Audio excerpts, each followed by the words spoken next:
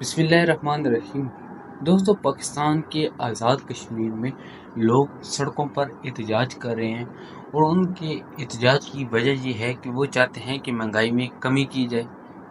उनके बहुत सारे मुख्तलिफ मुतालबात भी हैं, जैसा कि बिजली के हवाले से भी उनका मुतालबा है कि हमें बिजली फ्री देनी चाहिए। इसी के साथ साथ दीगर और भी बहुत सारी अशिया हैं जिनके बारे में उनके जो ख्यालात हैं वो ये हैं कि हमें ये फ्री देनी चाहिए या इनमें रिलीफ देना चाहिए। इसके लिए वो बहुत ही भरपूर अंदाज में प्रोटेस्ट कर रहे हैं। 9 मई के रोज़ उन्होंने मुख्तलिफ सरकारी अफसरान और दीगर सरकारी मुलाजमीन की गाड़ियाँ भी चलाईं।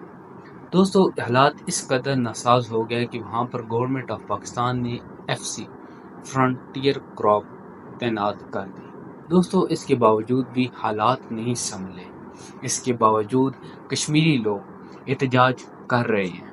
अभी भी ये एहतजाज जारी हैं। भारत अब ये एहतजाज थोड़े सुस्त रवि का शिकार ज़रूर हो चुके हैं, क्योंकि इनके बहुत से बड़े आला क़यादत और जो आला ताजरान थे, वहाँ के जो बड़े बड़े ताजर थे, उन्हें पुलिस वालों ने गिरफ्तार कर दिया, जिसके बाद इनकी तहरीक किसी हद तक कमज़ोर बहरहाल हो चुकी है। दोस्तों, इस सारे अमल के अंदर कोई भी जमात जो कि इस वक्त कौमी असम्बली में अपोजिशन में बैठी है, वो इनका साथ नहीं दे रही। जैसा कि बहुत सी ऐसी जमातें हैं जिनमें सर फहरिस्त पाकिस्तान तहरीक इंसाफ है, जिन्होंने 9 मई के रोज़ भरपूर अंदाज में मुख्तलिफ मकामात पर जलसे भी किए, जुलूस भी निकाले गए, लेकिन उसके बावजूद उन्होंने कश्मीरियों का साथ नहीं दिया। इसकी दोस्तों चंद एक वजूहात हैं, वो हम वजूहात आपके सामने रखने जा रहे हैं। लेकिन इससे पहले हमारी गुजारिश होगी कि हमारे चैनल को भी सब्सक्राइब ज़रूर कर लें और बेल आइकन को प्रेस करना ना भूलें, ताकि आपको ऐसी इंफॉर्मेटिव वीडियोस का नोटिफिकेशन बर वक्त मिलता रहे। दोस्तों, आपको बताते चलें कि पाकिस्तान तहरीक इंसाफ आज से ठीक 1 साल पहले रियासती इदारों को मुसलसल चैलेंज भी करती थी और रियासती रेट को मुसलसल नुकसान भी पहुंचाती रही। इसी के साथ साथ उन्होंने 9 मई के दिन पूरे मुल्क में फौजी इंस्टॉलेशन पर न सिर्फ हमला आवर हुए, बल्कि उनके अंदर घुसकर उन्होंने मुख्तलिफ जगहों पर आग भी लगाई।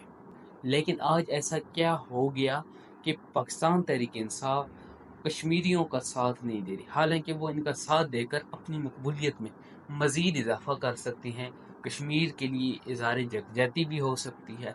लेकिन इसके बावजूद पाकिस्तान तहरीक इंसाफ की आला क़यादत बिल्कुल खामोश है। पाकिस्तान तहरीक इंसाफ के व्हाट्सएप ग्रुप्स की बात करें तो मुख्तलिफ व्हाट्सएप ग्रुपों में मुख्तलिफ फुटेजेस और तस्वीरें शेयर की जा रही हैं मुसलसल कश्मीर के हवाले से, कि कश्मीर में इस वक्त क्या चल रहा है वगैरह वगैरह। ये अब तमाम फुटेजेस जो आप देख रहे हैं, ये फुटेजेस इस वक्त जो कश्मीर के हालात हैं, ये उसी की ही हैं। अब अवाम तो किसी हद तक कश्मीरियों की इस प्रोटेस्ट में, ख़ास तौर पर जो पाकिस्तान तहरीक इंसाफ के लोग हैं, वो तो सपोर्ट कर रहे हैं, लेकिन इनकी आला क़यादत बिल्कुल खामोश है।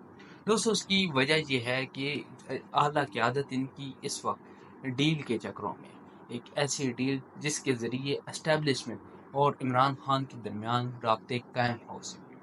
दोस्तों, ये इस डील के लिए बहुत कोशिशें कर चुके हैं पहले भी, और आगे भी शायद करते रहेंगे।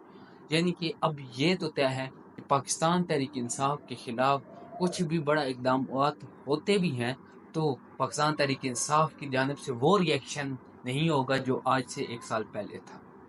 यानी कि अब वो रियासती रेट को कभी भी, ख़ास तौर पर मिलिट्री एस्टेब्लिशमेंट को, तो कभी भी चैलेंज नहीं करेंगे इस तरीके से जिस तरीके से 9 मई को उन्होंने किया था, या फिर जो इस वक्त कश्मीर के अंदर जो हालात पैदा हो चुके हैं, उस तरह के हालात अब वो पैदा नहीं करना चाहते। दूसरी बात यह है कि इमरान खान के साथ जो रवाबित मिलिट्री एस्टेब्लिशमेंट के कायम हुए थे, फ़िलहाल वो राब्ते फिर से मुनक़ता हो गए हैं। उसकी वजह यह है कि अब इनकी बात, जो डील थी जो इस वक्त करनी थी इन्होंने, वो ये थी कि इमरान खान ये चाहते थे कि अगर मैं 9 मई के लोगों को अपनी पार्टी से निकाल बाहर करूं तो रजामंदी ज़ाहिर होती है तो ठीक है, उसके बाद मुझे रिहा कर दिया जाए और मैं फिर उसके बाद गवर्नमेंट में बाद में आ जाऊंगा।